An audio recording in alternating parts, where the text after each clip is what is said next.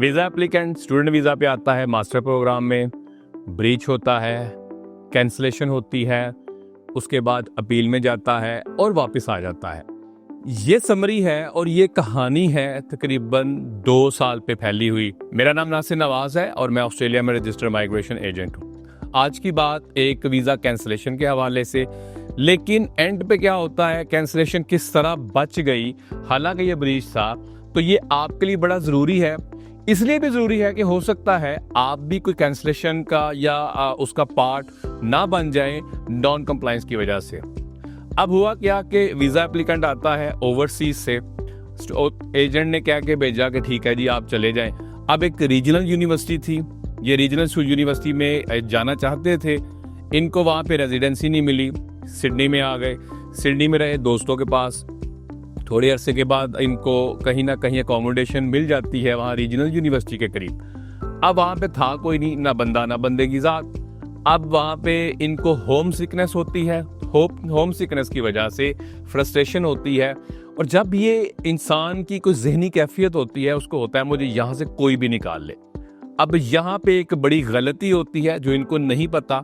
उस टाइम इनको ये लग रहा था ये तो भाई ब्लेसिंग है, लेकिन थी बहुत बड़ी गलती। इन्होंने किसी से बात की फ़ोन के ऊपर ही। फ़ोन पे अब क्या होता है, उसने कहा यार कोई बात नहीं, तो मास्टर्स में आए हो, कोई मसला नहीं है, अब आप कैसे करो, आप ना सर्टिफिकेट 3 में चले जाओ, कोई मसला नहीं है, स्टूडेंट वीज़ा ही है ना, तो आपको सीओ ले देते हैं।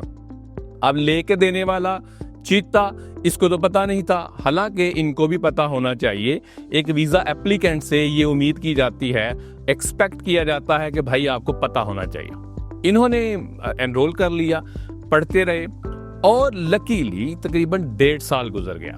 1.5 साल के बाद इनको पता ये चला कि भाई मैं तो ब्रीच में हूँ। इससे पहले इनको नहीं पता चला और ये बिल्कुल एक सच्ची कहानी है। अब जब इन्होंने ये कोशिश की कि चलो मैं मास्टर्स की तरफ जाता हूँ, शायद डिपार्टमेंट भी उसी टाइम जाग गया, क्योंकि उस टाइम पे बहुत कैंसलेशंस हो रही थी। आपको याद हो एक बड़े स्पेसिफिक पीरियड 2024 के अंदर ऐसा हुआ है।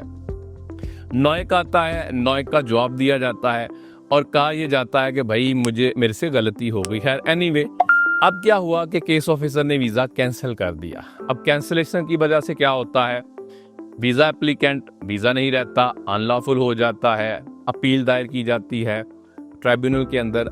और सबसे अब देखें यहाँ पे क्या हुआ, छोटी सी वो गलती जो उस टाइम पे ये ब्लेसिंग समझ रहे थे कि भाई मेरा तो कोर्स चेंज हो गया, आई एम ऑल गुड, और ये पूरी नीयत के साथ, पूरी साफ नीयत के साथ ये इसको लेके चल रहे थे।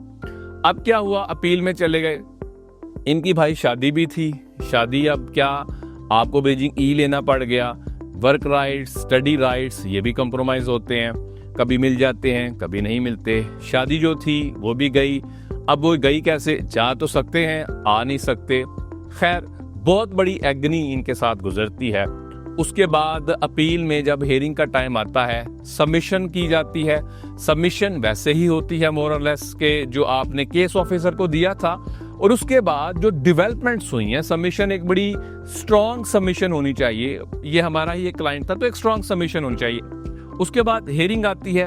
हेयरिंग में एक ट्रू रिप्रेजेंटेशन होती है, जिसके अंदर मेंबर जो हैं, जो ट्राइब्यूनल के, उनको बात समझ में आ जाती है। देखें, हो गई इनसे ब्रीच हुआ, वीज़ा कैंसिल हो गया, बहुत बड़ी सजा मिली, लेकिन आइंदा आने वाले दिनों में इनकी नीयत ये है, इंटेंशन ये है कि मैं कभी भी इस तरह का ब्रीच नहीं करूंगा या किसी तरह का ब्रीच नहीं करूंगा। ये कहानी है पूरे 2 साल के ऊपर फैली हुई। आप उस एग्नी का अंदाजा लगाएं, उस तकलीफ का अंदाजा लगाएं, वो एक एक लम्हे को गुजरते हुए का अंदाजा लगाएं। ये जिसने महसूस किया, जिसके ऊपर ये बात चली, भाई उससे ज्यादा कोई भी उस फीलिंग को ले नहीं सकता, उससे ज्यादा फीलिंग को कोई महसूस कर नहीं सकता। तो आप भी इन चीजों से बचें। देखें, आप किसी भी वीजा पे हैं, आप टेम्परेरी वीजा पे हैं, तो भाई नॉन कंप्लायंस में नहीं जाना, ब्रीच नहीं करना। हमेशा अपने वीजा को पढ़ें, अपनी कंडीशंस को खुद जाने। समझ नहीं आती, कोई एक्सपर्ट ओपिनियन ले लें, ताकि वो जो नुकसान है, कभी कभी बहुत बड़ा नुकसान हो जाता है, उससे बच सके।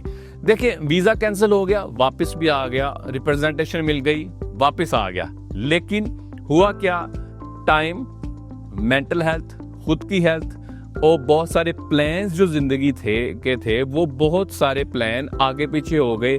कुछ कंप्रोमाइज हो गए, कुछ खत्म हो गए, घर जा नहीं सकते, पेरेंट्स से दूर, माँ बाप से दूर, बहुत सारी चीजें रह गई। तो भाई मैं इसलिए इस चीज पे एम्फेसाइज कर रहा हूँ कि ये सम टाइम क्या होता है कि जो जिस पे भाई तकलीफ आई होती है ना, उसको ही पता होता है। तो हम जब जैसे अखबार में कोई खबर पढ़ें कहीं जी फलां जगह पे फलां बंदा मारा गया, तो हमें वो महसूस नहीं होता। लेकिन जब आपके करीब कोई जानने वाला ही हो, तो वो जो महसूस करना है उसकी शिद्दत थोड़ी ज्यादा हो जाती है। तो कम कहे को ज्यादा समझें, आप इस बात को समझें कि आप यहाँ पे प्रिविलेज लेके आए हैं जिसका नाम वीजा है। वीजा एक प्रिविलेज है, राइट नहीं है। तो आप अपनी कंडीशंस को समझें, कंडीशंस को समझ के कंप्लाई करें। आपका जो भी प्लान है, आप पीआर लेना चाहते हैं, आपका प्लान पढ़ के वापस जाना चाहते हैं, कुछ भी है, लेकिन भाई उस तकलीफ से ना गुजरे जिस तकलीफ से ये भाई साहब गुजरे। और इनको पता नहीं था, जब पता चला तो बहुत देर हो चुकी थी। जब देर हो चुकी तो इनको वापस किसी ना किसी तरीके से वीजा आ गया, लेकिन वो जो सफर था वो बहुत लंबा और अंधेरी रात वाला था। Follow for more. Thank you.